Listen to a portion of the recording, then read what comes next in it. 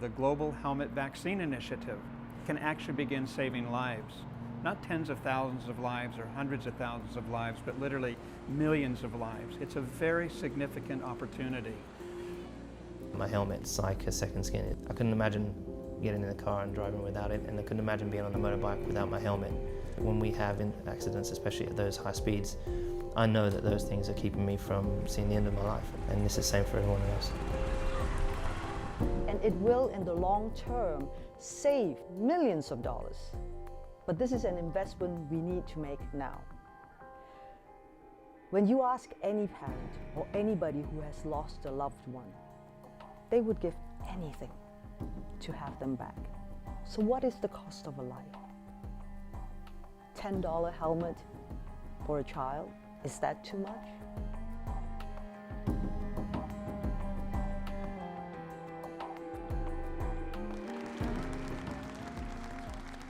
We think this initiative is going to have a major impact in so many countries. We've been proving the project for the past 10 years in Vietnam. We've done that through a combination of education, through public awareness campaigns. We've done it through working closely with the government, providing technical assistance on helmet standards, on the importance of enforcement.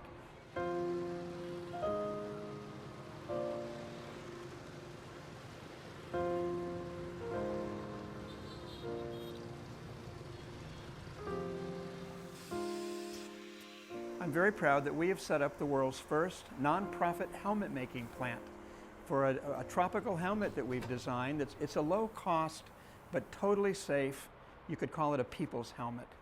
And it's had an extraordinary success in Vietnam and in Southeast Asia now. So we want to take this model and begin to expand it and replicate it in other developing countries around the world. The key thing that we must focus on now, it's a call for action, a decade of action on road safety.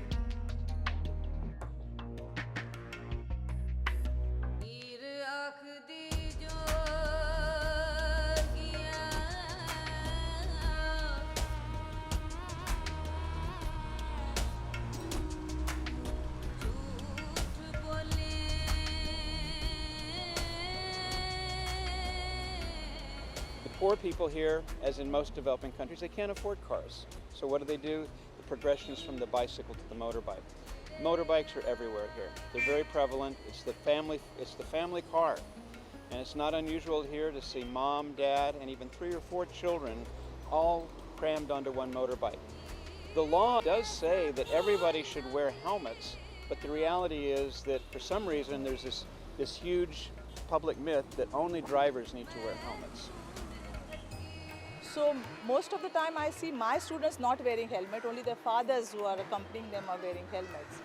Those who travel by two-wheelers, actually most of them are from very, very poor background. They can't afford to have 2 helmets.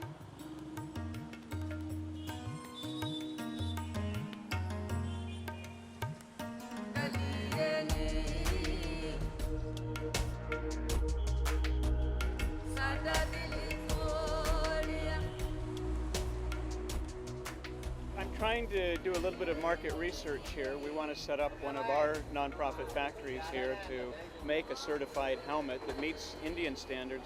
The problem that I'm finding, as in a lot of developing countries though, is that some of the product, this is not a helmet. This has just got plastic, it's a piece of plastic, and there's only a piece of cloth in it. So this has 0 protective value. I hate to say it, but it's almost criminal for things like this to be sold. The good news is that there are helmets on the market here. Here is one. This sells for almost $30. It meets Indian standards. It's a good helmet. I can tell already by looking at the inside it's been professionally made. But the price is probably very prohibitive for the average Indian. So I think the challenge here, even for us, is to find this middle ground of making a certified helmet and something that will protect people, but that poor people can buy. It's interesting, just in talking to the shopkeeper here, he acknowledges that this is a good helmet, but he doesn't sell that many. He sells them more to rich Indians that are driving big motorbikes, but the poor people, almost exclusively, he sells these that have nothing in them.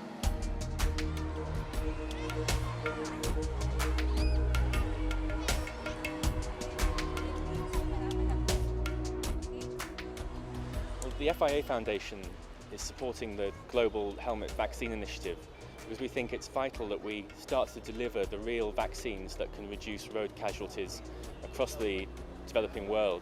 And this initiative is a proven lifesaver. We really can inoculate children a school at a time, put the helmets on their heads so they're going to save their lives. I have to thank the FIA Foundation because in India it is for the first time that you are getting a helmet for a child. What we are doing is that we are going to every school identifying the small children who are coming with their parents to be dropped on a two-wheeler and give them the helmets. It's very unfortunate that the driver or the parent is having a helmet and the child does not.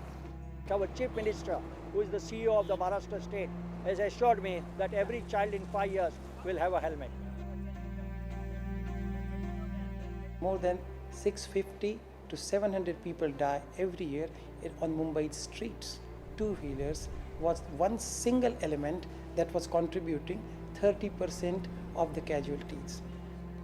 The global helmet initiatives are useful when we were able to convince parents that it is in their interest to insist on helmet for their young child. It worked, and it reduced my casualty rate straight away.